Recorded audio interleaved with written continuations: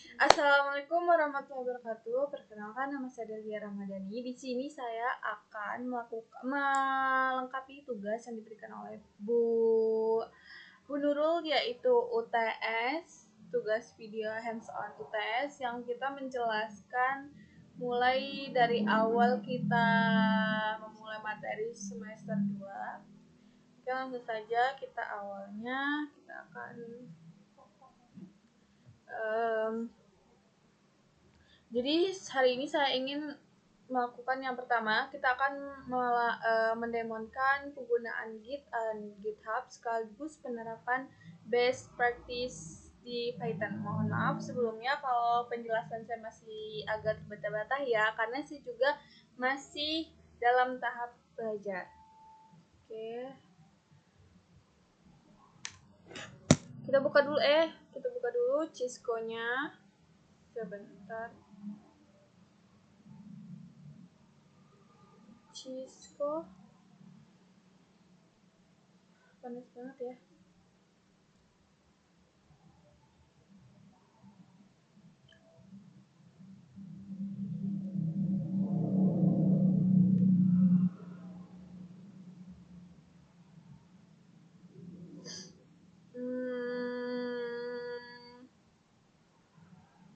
Python Essential.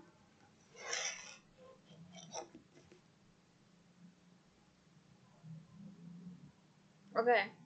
Sini kita saya akan menjelaskan ini dia GitHub.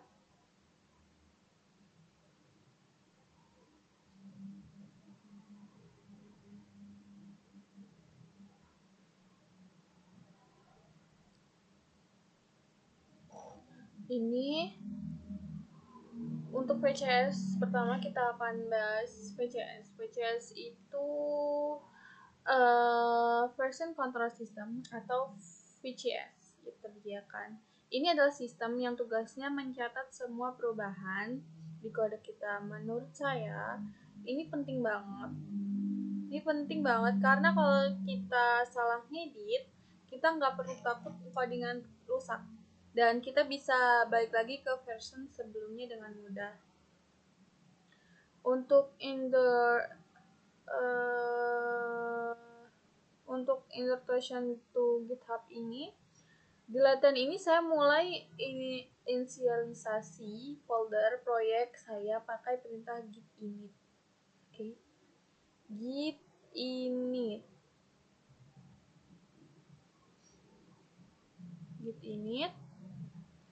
Terus saya juga atur identitas saya dengan git config. Pas saya ngoding, saya biasanya pakai git add buat masukin perubahan ke staging area. Terus git commit buat menyimpan perubahan secara permanen.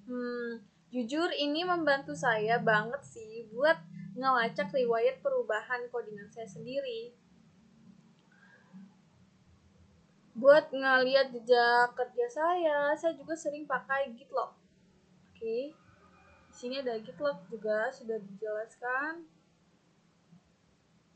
Git init.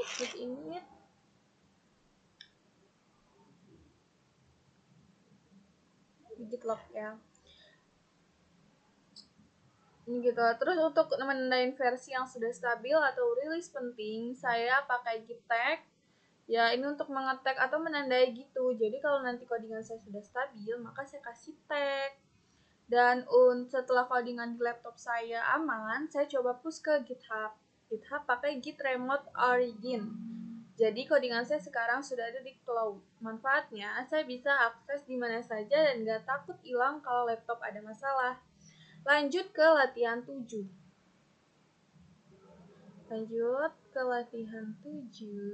Ini latihan 7 ya. Saya nyoba git clone untuk menyalin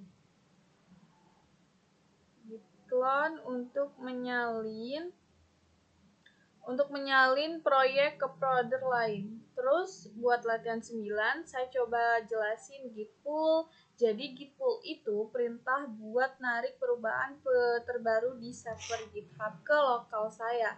Kasusnya kalau ada temen tim yang udah update codingan GitHub, saya tinggal pull biar codingan di laptop saya sinkron sama mereka. Oke, sepertinya cukup untuk modul 1. Langsung saja kita ke modul 2 atau minggu kedua. Sebentar, ini berapa ya?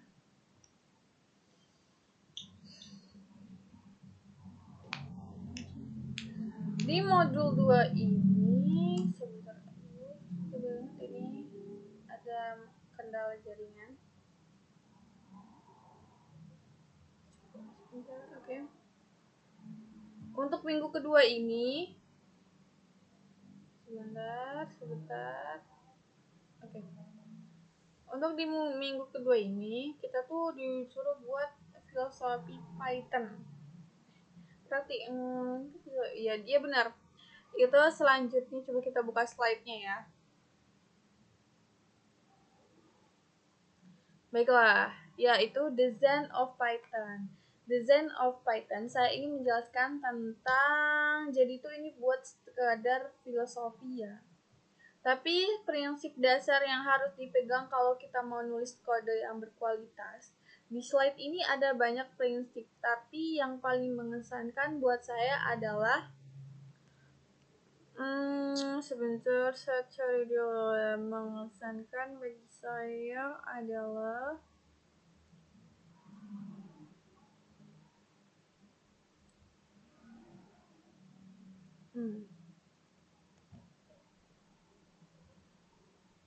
nih, reability cons. Artinya codingan kita harus bisa dibaca dengan gampang sama orang lain. Jadi, di sini apa itu pips? Nah, di slide ini ada istilah pip. Kependekan dari Python Experiment Proposal. Gampangnya, itu tuh kayak kumpulan proposal atau saran dari komunitas Python buat nge-improve bahasanya. Kita di sini fokus ke pip yang ngatur gaya penulisan kode biar semua orang yang dipakai Python punya standar yang sama. Ya, buat standar yang sama ini ada pip 1, Python of ini ada pip ini pip 20. Beautiful is better than ugly.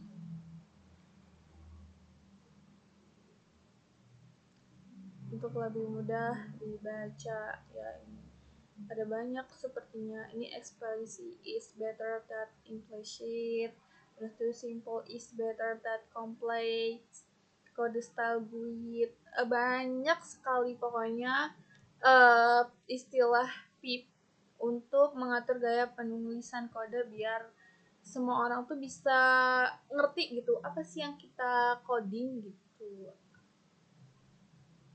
Seperti itu ya, banyak sekali pokoknya. Ini pip 8 white is the percentage, pokoknya banyak sekali pip, sangat banyak. Lanjut, sekarang masuk ke bagian, aku mau menjelasin bagian dot string, one line dot string. Sekarang masuk ke bagian dokumentasi, yaitu pip 257. Di sini diajarin soal dot string. Untuk yang singkat, kita pakai one line dot string. Jadi, kita tulis deskripsi fungsi dalam satu baris, pakai 3 tanda kutip. Ingat, ini harus diawali huruf kapital dan diakhiri titik. Ini penting banget biar kode kita nggak perlu dijelasin panjang lebar tiap kali orang mau pakai fungsi tersebut. Tuh, seperti ini ya. Ini penggunaan contohnya ya, contohnya dari dotstring. Oke. Kalau untuk multi-line dotstring, kalau fungsi atau logika yang saya buat lebih kompleks, saya pakai multi-line dotstring. Sekarang saya saran di slide ini. Jadi, deskripsinya biasanya lebih detail. Misalnya saya jelasin input yang inputnya apa, outputnya apa, sama cara kerjanya gimana. Ini membantu banget supaya kalau nanti saya buka lagi codingan setelah sebulan, saya tuh tidak bingung sendiri gitu loh. Seperti itu. Untuk ini di sini kita jelasin juga untuk flag 8. Terakhir, ini bagian yang paling sering saya pakai, yaitu tools buat mengecek kerapian kode, yaitu flag 8. Jadi saya tinggal jalin flag 8 di terminal, nanti dia bakal kasih tahu kalau ada spasi yang kurang, variabel yang nggak kepake, atau identitas yang salah. Ini benar-benar ngebantu saya biar codingan saya tuh tetap clean dan sesuai standar PIP 8. Meskipun tools ini membuat cover semuanya, tapi pemula kayak saya itu sangat membantu. Di sini kita juga sudah menginstal, ada juga apa sih untuk installnya. Terus tuh ya saya sudah menginstalnya dan saya sudah menerapkannya itu. Jadi cukup kayaknya untuk minggu kedua. Lanjut masuk kita ke mini project ya. Mini project yaitu ke lab 8. Oke, lab.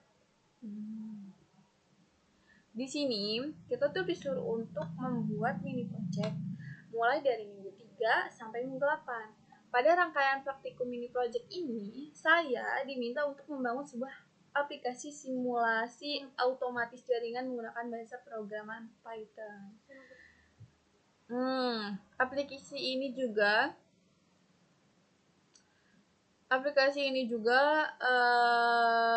masih dalam praktik jaringan modern. Banyak pekerjaan, banyak siswa diminta untuk melakukan program switch. Nah, di dalam ini kita tuh menggunakan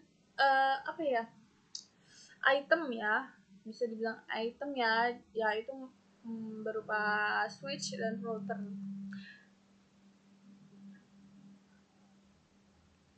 Nah, sepertinya saya jelaskan dulu ya dalam sini nih apa saja yang kita buat. Jadi ini sesuai dalam modul package and pip. Jadi saya akan menjelaskan dulu apa itu modul, package, and pip. Oke, kita masuk ke modul. Modul. Salah.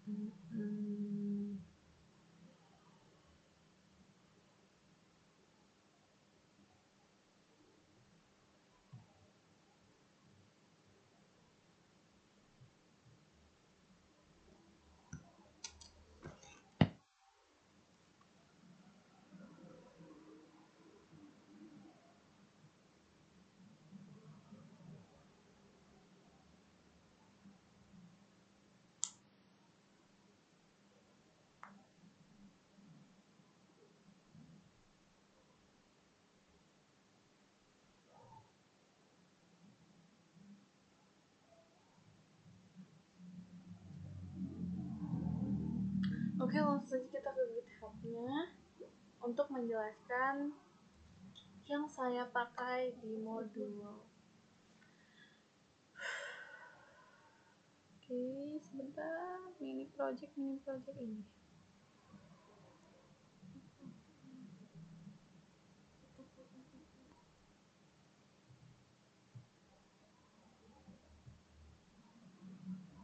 Oke, lab 03.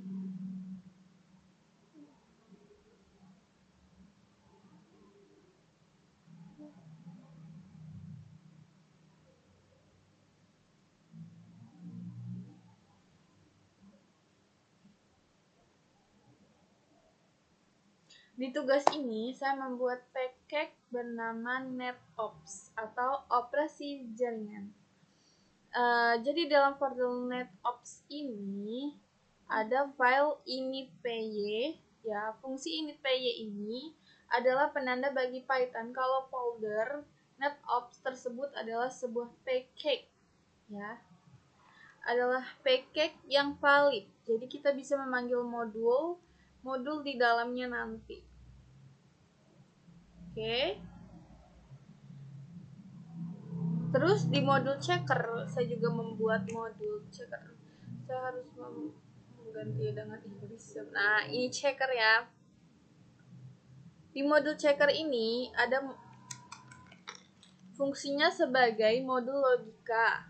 Modul logika buat mengecek status perangkat saya. Jadi buat fungsi cek router, cek switch, jadi fungsi-fungsi ini dipisahkan di program saya. Supaya kalau nanti ada perubahan logika, pengecekan, saya nggak perlu ngacak-ngacak file main PY, kodenya jadi lebih rapi dan gampang dirawat.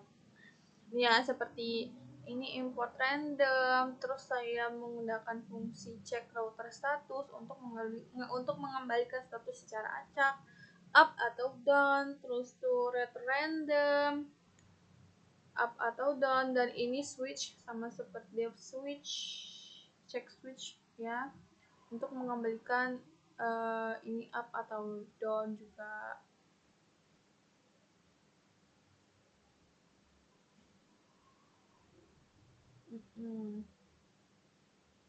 Terus kembali lagi ke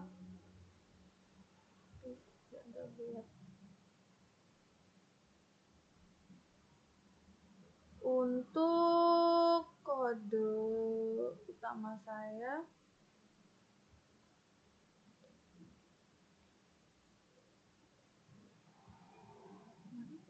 oke. Untuk kode utama itu ada di main. Jadi saya di main ini ada program utama yang menjalankan ini. Ini saya menggunakan dostring ya tadi ya, udah saya jelaskan. Saya menggunakan dostring.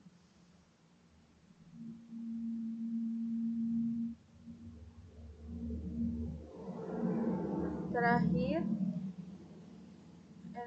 di sini saya melakukan import fungsi.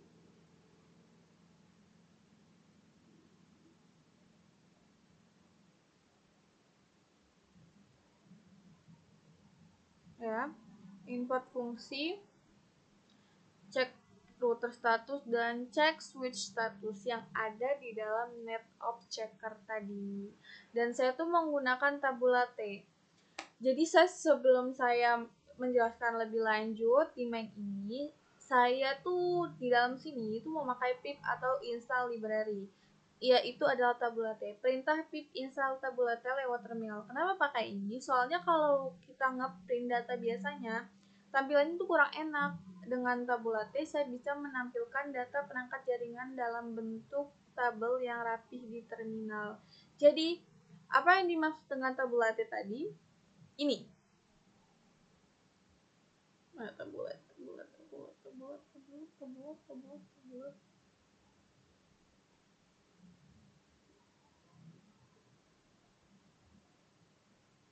Ini saya menggunakan dostring ya kan. Saya menggunakan tabulat ini biar kayak tampilan yang ada di terminal itu jadi kayak simetris dan bagus. Logikanya di main ini fokus buat jalanin program dan nampilin hasil ke user lewat tabel. Jadi alurnya bersih, main program cuman manggil fungsi, logikanya ada di modul terpisah, yaitu ada di modul checker tadi kan logikanya.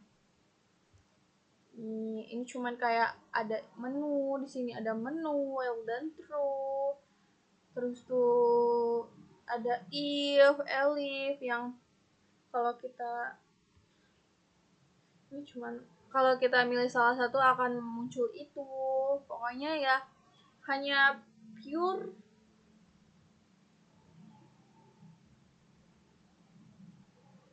alur main program doang.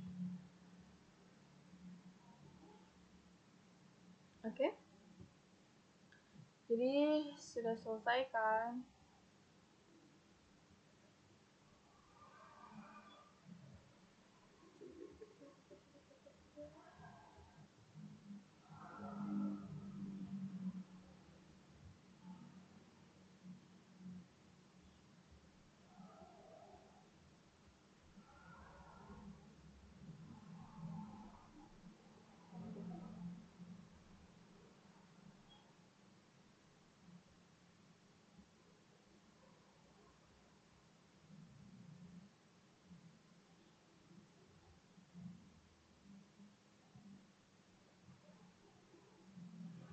Itu untuk di lab pertama saya di mini project. Jadi langsung kita ke lab kedua, yaitu berada di minggu keempat. Di sini kita menggunakan string metode string dan list. Oke.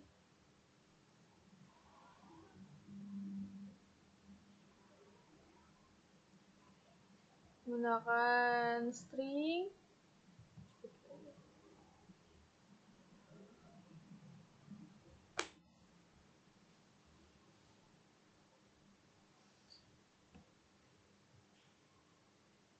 jadi di lab ini fokus utamanya adalah bikin program yang rapih, pakai expectation handling, inventory, dan string manipulation.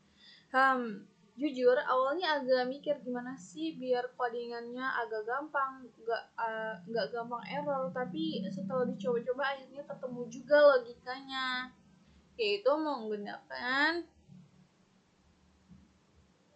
ini tadi.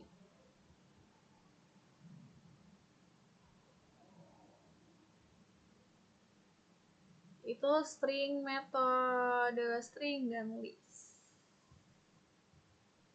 Oke, coba kita langsung saja ke ini. Apa namanya? Program kita yang ada di lab 4 atau minggu ke-4. Oke.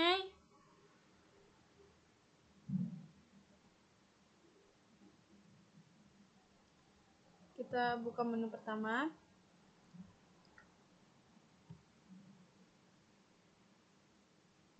Ini di Inggrisnya dulu. Untuk di lab ini di menu utama saya menggunakan while dan true.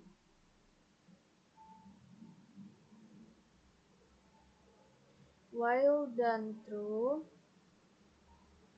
Terus sampai kita pilih 5 menu buat keluar.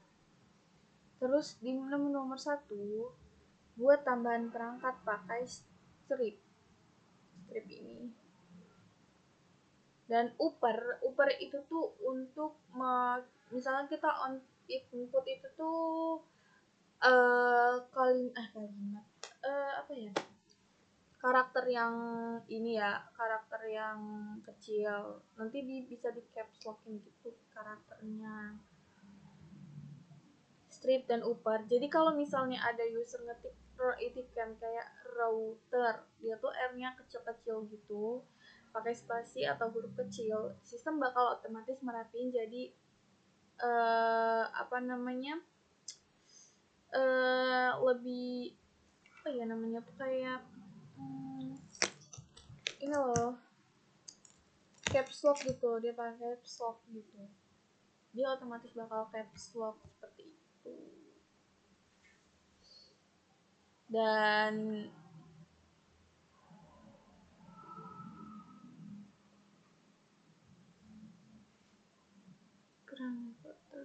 ini saya menggunakan inventory.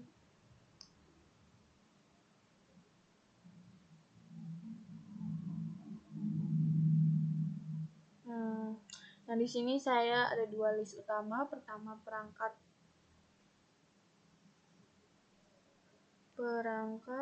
terdaftar.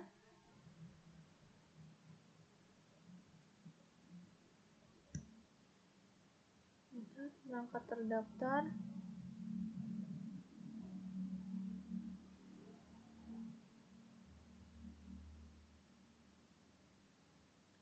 Jadi pertama, perangkat terdaftar itu fungsinya kayak database kecil buat inventory.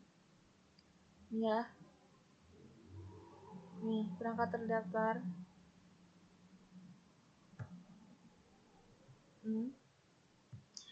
Itu tuh jadi sebelum kita ngecek status, itu tuh kayak sistem bakal ngecek dulu ini perangkat ada nggak sih di list.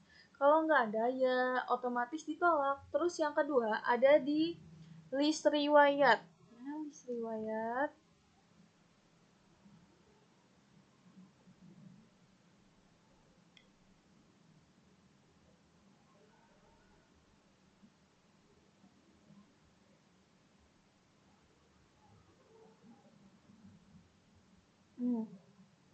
Ya, di riwayat.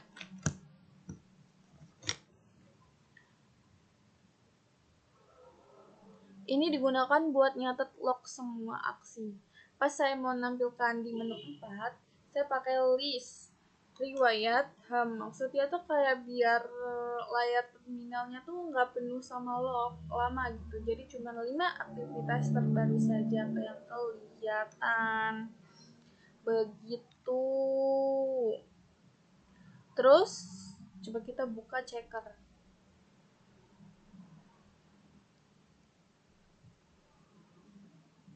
Di NetOps checker. Di sini nih bagian yang paling seru di lab 4, yaitu di checker. Saya sengaja naruh rise ini buat simulasi kalau ada perangkat yang down. Terus di PY saya juga pakai try dan accept. Tadi kita balik ke PY dulu.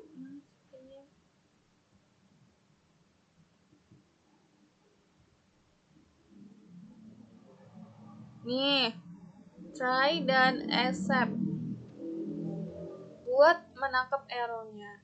Jadi kalau saya nggak pakai try dan accept, pas ada salah satu router yang mati, program saya tuh bakal crash atau berhenti paksa di tengah jalan. Jadi dengan cara ini, kalau ada error, program bakal nangkep pas errornya nampil. Perintahnya kayak terus tetap nyatet status valid gitu. Nah, di riwayat tanpa bikin aplikasi saya mati. Ini benar ngebantu saya banget biar sistem otomatis jaringan nggak mati total cuman gara-gara satu perangkat doang. Kurang lebihnya begitu ya di lab 4. Jadi kita langsung saja ke lab 5.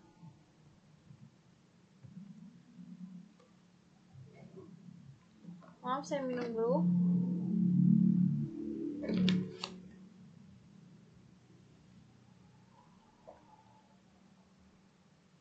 Lanjut ke minggu 5.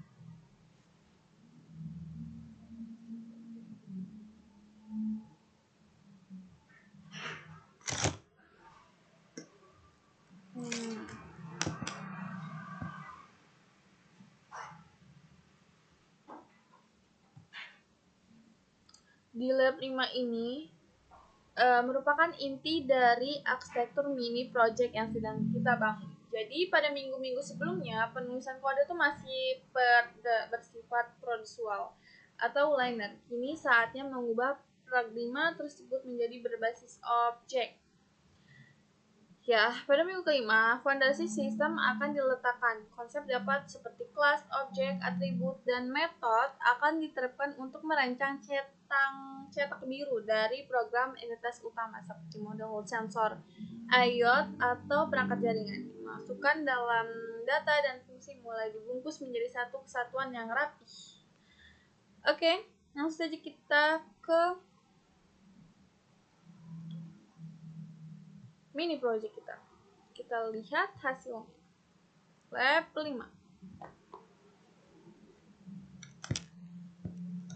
Di lab 5 ini kita tuh sudah ada file baru ya, yaitu yang dinamakan adalah file device.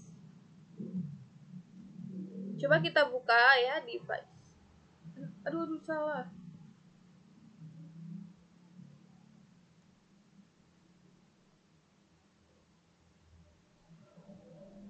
Kok nggak ada ya kodenya? Kode.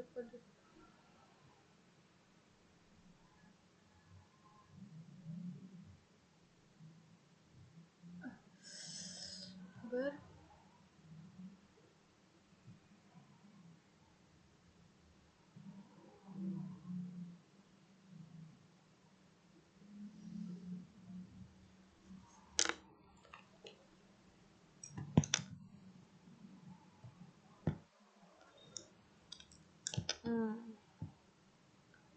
Lab 5 ya.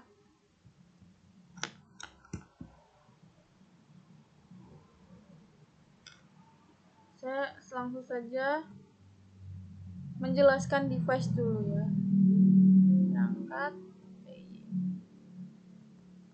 Perangkat PY.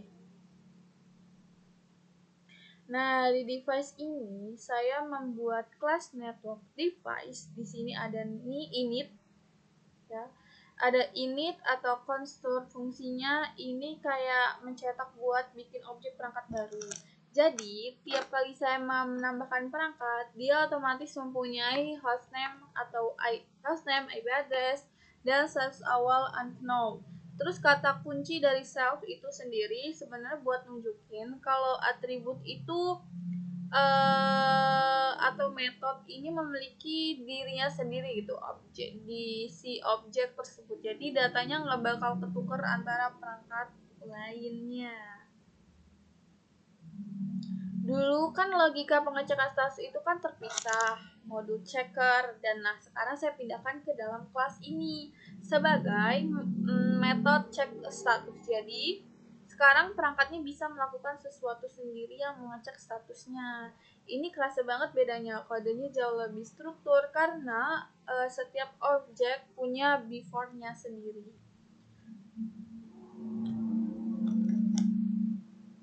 Di sini juga saya menambahkan rise, timeout ya. Coba kita masuk ke program utama yaitu main. Di main ini, cara nambahin perangkatnya juga berubah sesuai yang saya pakai, yaitu dev network buat bikin objek baru. Terus saya append ke list device. Keuntungannya dibandingkan cuman penyimpanan nama string, perangkat doang, sekarang saya punya objek yang lengkap datanya.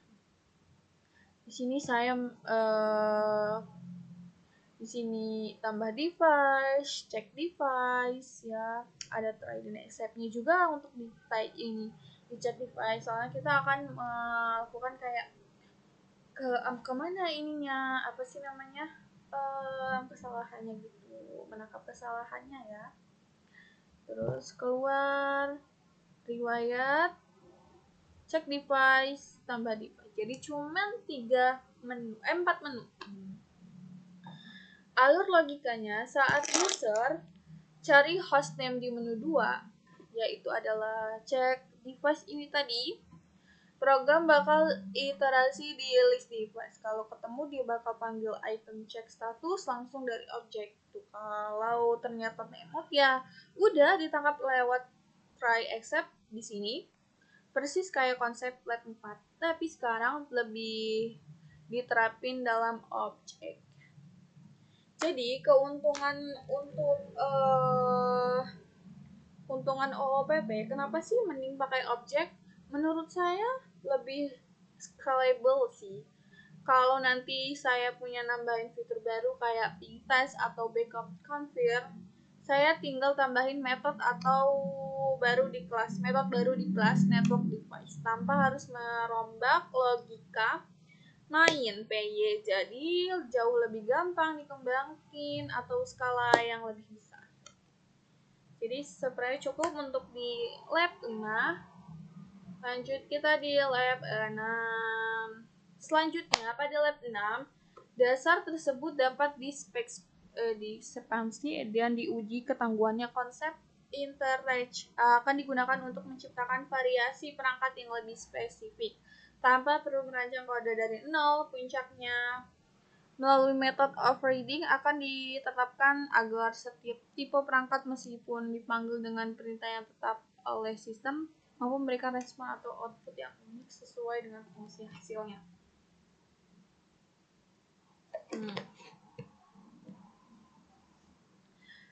Langsung saja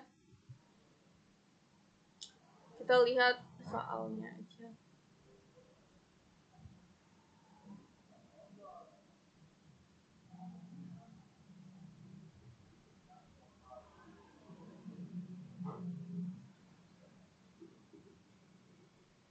Nah, yang pertama kita tuh menambahkan parent dan child class. Terus itu kita apa ini nih? Menerapkan method of reading, ya kan. Yang ketiga kita membuat manager kelas. Terus modul utama itu kita deklarasi list 2 berkarena mengolah sudah dipindahkan ke manajer. Oh, berarti di sini kita tuh sudah membuat manager ya atau file baru. Coba kita lihat langsung saja ke ininya, programnya. Maaf ya Bu, tadi minum. Langsung ke lab 6.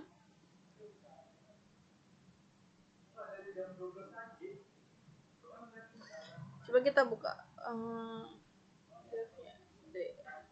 device ya.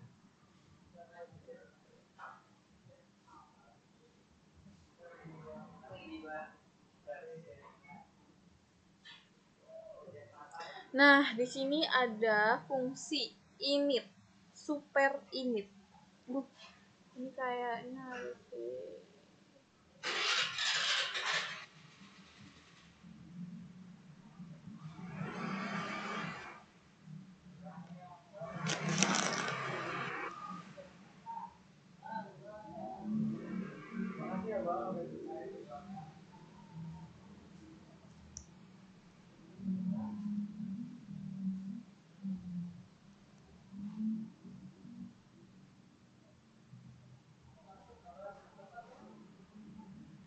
ini seperti biasa ya, seperti ini.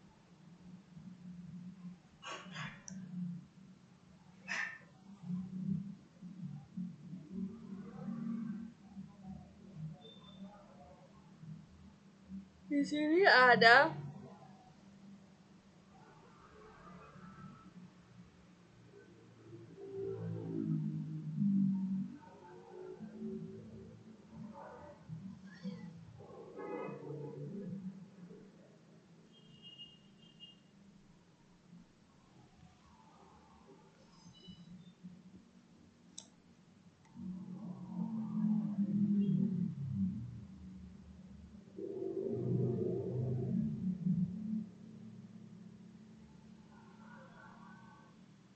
Nah, di sini kita tuh menggunakan atribut parent class ya. Pas kita bikin objek class, jadi si tab di parent itu ada child class. Nah, kita kan sudah menggunakan init itu tadi dengan init tadi. Jadi kita tuh nggak perlu menambahkan child-nya gitu, nggak perlu child-nya itu nggak perlu menulis ulang kode buat menyimpan data hostname atau IP. Cukup numpang ke konstruktor si bapaknya yaitu parent saja, lebih bersih kan? Terus juga ada konsep polymorphic lewat method of reading. Kalau di parents, fungsi cek status itu standar. Jadi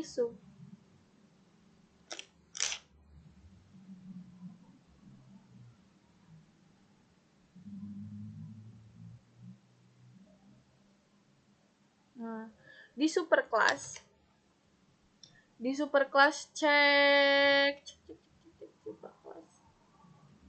Nah, ini tadi ya.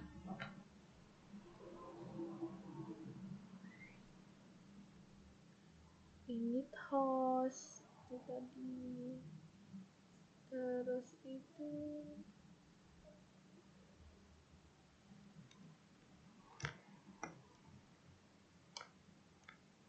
ini untuk cek ini. Itu lewat method of reading. Kalau di parent fungsinya cek status itu standar. Di child saya ubah biar lebih spesifik. Contohnya di router device saya pakai super cek status ya. Buat dapat hasil ping dasar terus saya tambahin simulasi cek router OST. Begitu juga switch device saya tambahin fitur VLAN. Dengan fitur VLAN, jadi meskipun metodenya namanya sama-sama cek status, perilaku beda tergantung objeknya. Ini yang namanya kan overreading. Oke. Terus di sini kita sudah membuat file baru yaitu bernama manager. nih manajer PY. Apa sih yang ada dalam manajer ini? Di dalam manajer, kalau di minggu lalu pengelolaan list ada di main PY, ya, ada di main PY.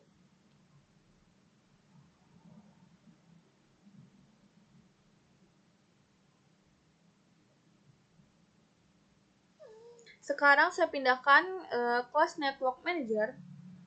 Nih, kelas network manager itu menurut saya ini jauh lebih rapi karena main PY sekarang pusing ngurusin list atau history log. Semuanya sudah dibungkus dalam satu control class ini. Kalau nanti sistemnya makin gede, saya tinggal fokus tambahin fungsi di manager tanpa harus mengacak-ngacak modul utama. Dan coba kita lihat. Di sini di manager ada fungsi utamanya. Ini ada kelas network manager untuk mengelola semua perangkat jaringan. Ada self device juga ada. Terus ini ada logika yang ada di device, ada try dan accept, dan if else fungsi show history. Coba kita masuk ke main fungsi utama atau program utama. Di main ini sekarang codingannya jauh lebih simpel kan, tinggal panggil manager dan eksekusi. Terus pas dicek statusnya, sistem otomatis mengenali ini router atau switch, ya kan? Router atau switch. Terus mengeluarkan output yang sesuai promorphisment. Ini adalah implementasi sistem jaringan yang lebih profesional dan terpusat ngasih. Lebih profesional dan jadi di main PY ini cuman ada menu doang. Jadi semuanya tuh udah ada di manager. Hanya menu saja. Bersih cuman menu saja. Manager, network manager, terus fungsi dari program utama kita. Sebenarnya cukup untuk lab 6. Coba kita langsung saja kita ke lab 7.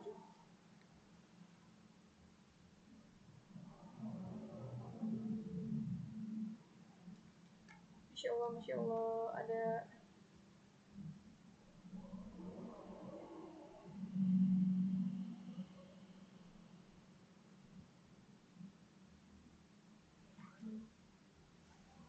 lab 7. Kita tuh ngapain sih lab 7? Ini udah lab 7. Lab 7 dan lab 8 merupakan tahap penyempurnaan akhir dari mini project. Dan minggu ke-7 ini fokus utama untuk mengoptimalkan kerja penanganan error. Mekanisme melaporkan masalah akan dibuat lebih spesifik melalui pembuatan objek custom expression. Oke. Simulator saya sudah naik kelas, bukan cuma bisa cek status, tapi sekarang sudah punya sistem remediation pemulihan otomatis pakai kostum, expression menambahkan otomatis pakai closure, dan pencarian data hemat memori pakai generator. Jadi kita tuh disuruh memakai generator. Pertama kita membuat custom expressionnya ya, biar mengeluarkan output ini. Terus kita menggunakan closure atau untuk fitur hostname factory dan generator. Dan oke, coba kita buka saja langsung programnya.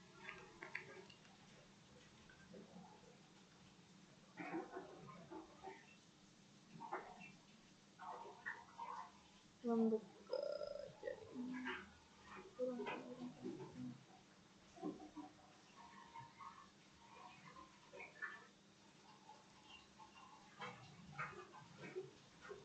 dulu error itu cuma satu jenis, yaitu timeout. Sekarang saya buat device timeout error, terus dan automatic error. Kalau errornya adalah kenapa dibedain? Karena di manajer PY saya bikin blok try accept yang lebih cerdas. Kalau errornya adalah authentic error, otomatis program menghasilkan saran mana coba di sini kayaknya di manager ini di device ya, di manager menampilkan pesan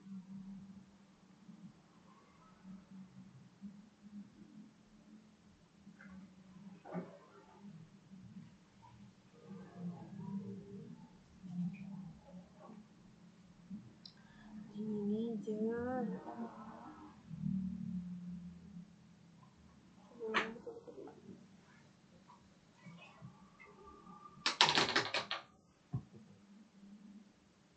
Nih, error jika device tidak bisa dihubungi dan error jika login ke device itu gagal. Nih, ini pesannya yaitu kalau untuk di device timeout error, destination host uncreable, dan authentic error ada credential authentic error. Credential SSH ditolak.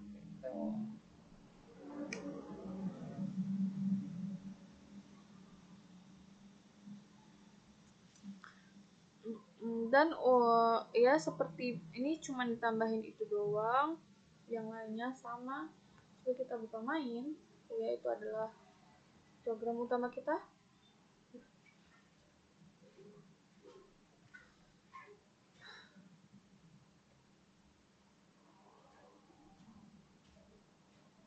Nah, mana tadi? Ini dia hostname. Nah, ini adalah fitur favorit saya. Saya pakai Closure. Yes. Closure lewat fungsi hostname factory. Jadi saat program di jalan pertama kali, dia mengingat kode lokasinya di GKB. Pas saya tambahkan banyak perangkat, saya tinggal masukkan tipe ID-nya saja. Jadi tinggal otomatis bikin string GKB router 1. Jadi lebih efisien banget karena saya nggak perlu repot-repot ngetik lokasi berkali-kali setiap input perangkat gitu. Cuman itu saja, yang lainnya sama saja. Kita ke manager ya. Kita ingin mencari yang tadi apa tuh, generator.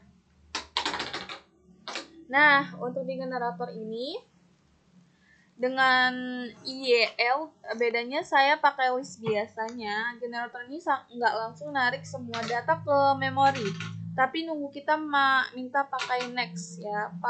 Pas kita tekan enter di terminal, baru dia nyari satu log error berikutnya. Ini teknik yang powerful banget kalau nanti datanya sudah ribuan, karena nggak bikin memori komputer penuh gitu. Dan di lab 7 ini saya belajar banyak banget, mulai dari sekedar script dasar, packhack, modul, string, manipulator, sampai sekarang ke OOP, tingkat lanjut ke teknik Pythonic kayak closure dan generator. Simulator ini sekarang sudah bukan sekadar tugas lab, tapi sistem otomatis yang cerdas dan siap dikembangkan lagi. Jadi cukup untuk di lab 7, kita langsung ke lab 8. Oh my god, 3 menit lagi. Oh, oke, fine.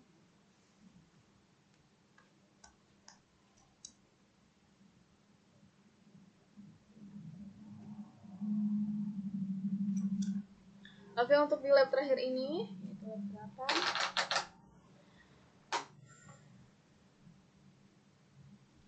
Kelemahan terbesar sistem merupakan hilangnya data saat program dihentikan. Akan terselesaikan. Konsep data pre-salted akan diimplementasikan kalau mau aplikasi file, sehingga riwayat sistem dapat ditulis dan dibaca kembali dari file eksternal secara permanen. Sebagai pelengkap, kita akan langsung saja melihatnya.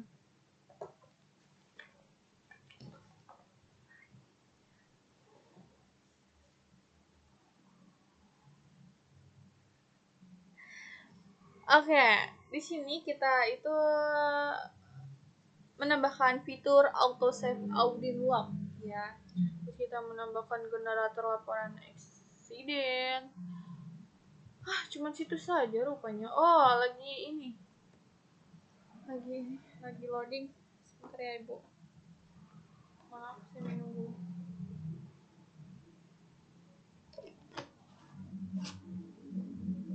Sepertinya ada kesalahan jaringan. Tunggu sebentar.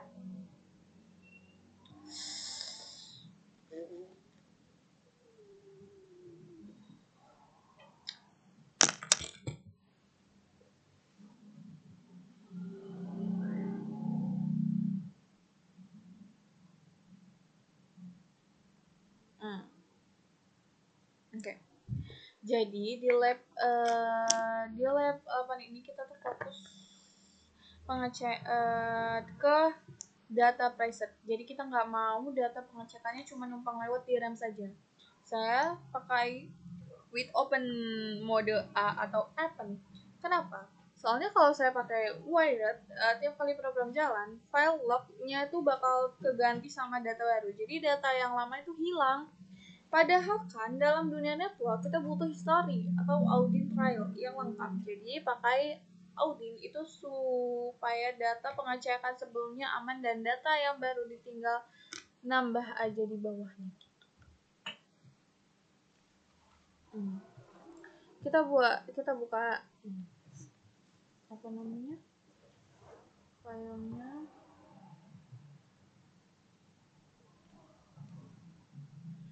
Terus juga tuh saya tuh lambana. Sini ya. Kita pakai di sini.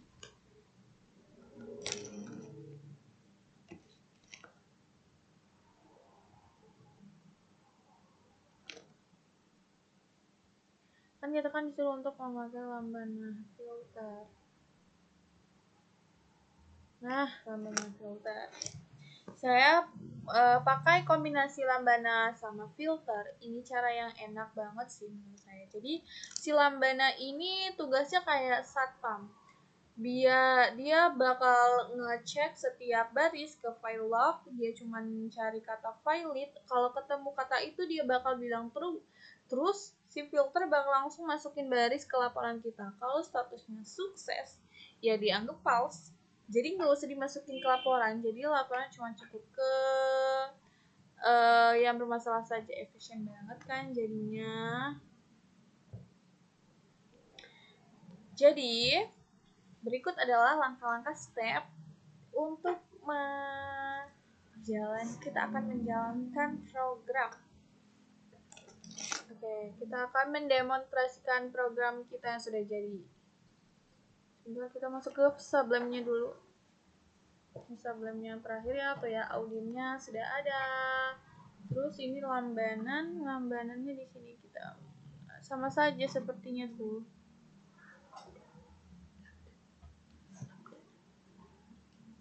Lambda.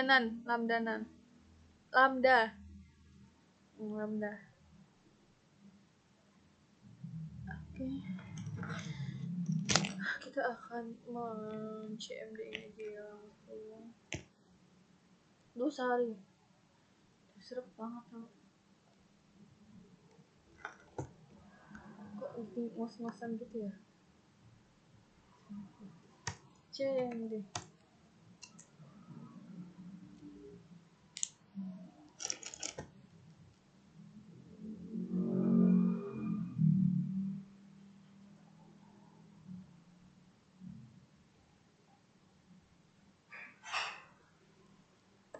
Kita akan menjalankan programnya ya, atau mendemo program kita.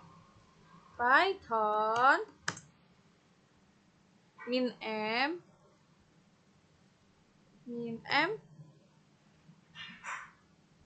aduh lupa lagi, min m main.py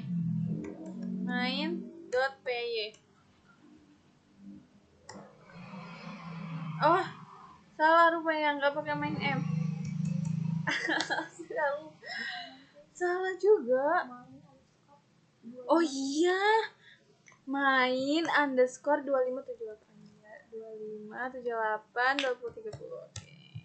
Hah, error juga. Aduh, lupa lagi gimana ya guys. Seperti han.py.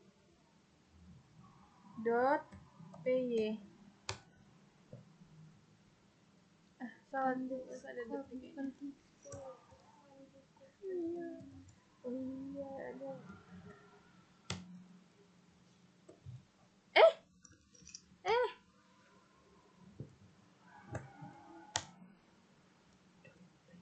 2578 2030 mm.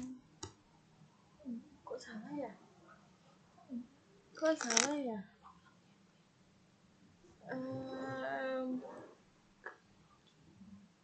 Coba kita ulang lagi cmd. Bisa tuh kayak langsung loh dia tuh. Ini nggak sih Python?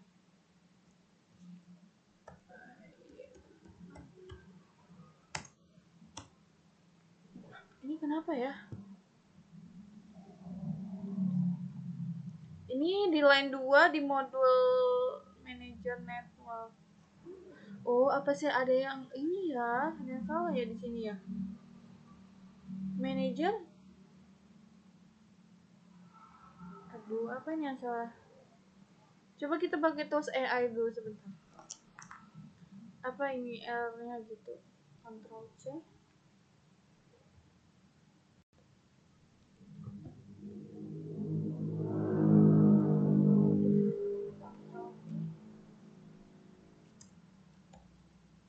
Coba apa sih yang salah? Aku bingung.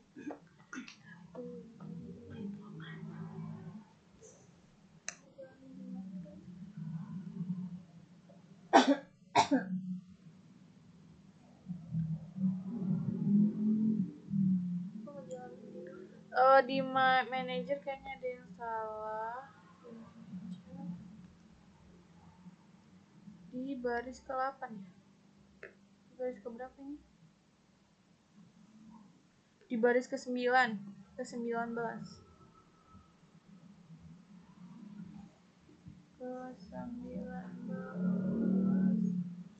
Oh, ini dia. Astagfirullahaladzim.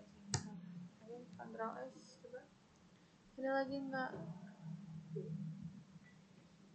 Coba kita coba lagi. Sudah keluar.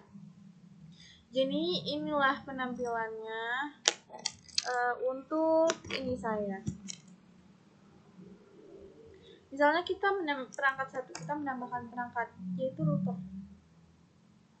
Ini misalnya kita menambahkan tipenya itu R dan ID-nya 1. Jadi R router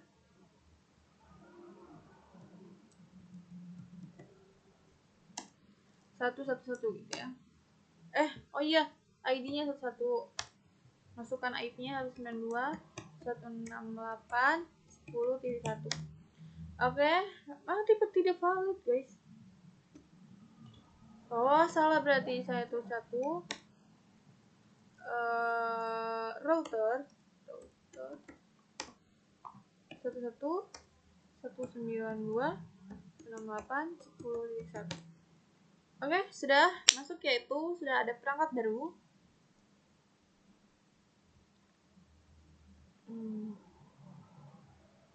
Terus kita coba pilih menu 2. Kayaknya kita tambahin satu lagi, 2 langsung. Nah, itu sukses ya. Coba kita tambah satu lagi ya, itu switch.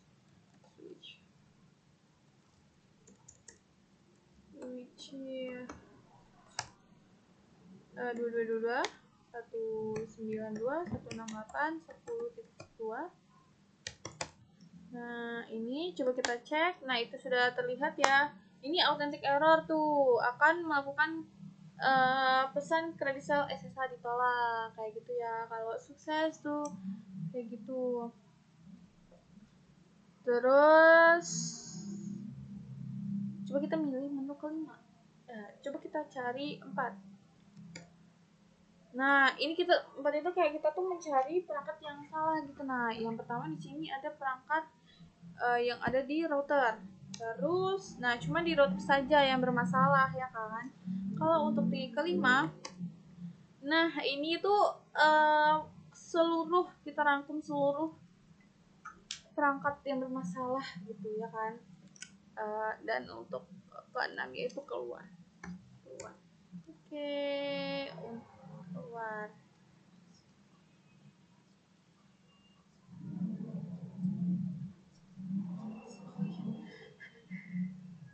Jadi mungkin itu saja demonya ya. Lanjut ke bagian kedua, yaitu apa tadi ya? Tantangan kalau nggak salah mah. Ya, refleksi dan tantangan bagi saya ya untuk di modul ini. Astagfirullahaladzim. Ini. Menurut saya refleksi dan tantangannya adalah materi yang paling berkesan untuk mengubah cara pandang. Materi yang paling mengubah cara pandang saya adalah Object Oriented Programming OOP. Awalnya saya pikir codingan itu cuma soal bikin script yang jalan dari atas ke bawah. Tapi lewat OOP saya jadi sadar kalau bisa mengandalkan dunia nyata seperti router dan switch ke dalam bentuk objek. Ini bukti kode saya nggak lagi berantakan, tapi jauh lebih struktur dan maintainable. Ini sangat berguna bagi tugas ini dan komponen perangkat yang punya perilaku sendiri yang dibungkus rapi dalam kelas. Terus materi yang paling menantang atau menyinggung menantang.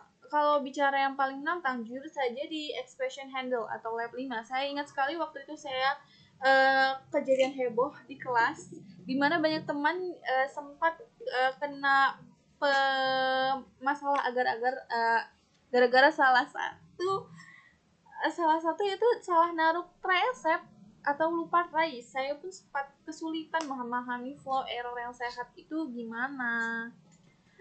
Jadi dari situ saya belajar bahwa programmer itu bukan cuma soal bikin kode yang benar saat kondisi normal, tapi gimana cara bikin program yang tetap tenang dan nggak crash pas ketemu kondisi error yang nggak terduga. Kendala utama selama praktikum, kendala terbesar saya adalah konsistensi disiplin kode. Dulu saya sering terjebak dalam pola pikir yang sering programnya yang penting programnya jalan gitu ya. Sampai akhirnya saya sadar kalau standar PIP 8 itu bukan buat mempersulit, tapi supaya kode kita tuh profesional dan mudah dibaca orang lain. Proses mengubah kebiasaan dari asal jalan ke rapi dan standar itu yang paling menantang bagi saya. Jadi, sekian demonstrasi pada refleksi perjalanan saya dari lab 1 sampai lab 8 ini. Jujur saja, banyak sekali tantangan teknis yang saya lakui, mulai dari pemahaman kostum, expression, sampai akhirnya bisa membuat sistem yang punya data package sendiri. Terima kasih banyak kepada sistem lab yang sudah membimbing saya melewati masa-masa sulit itu. Saya Delia Rahmadani. Dan saya akhiri video kali ini. Wassalamualaikum warahmatullahi wabarakatuh.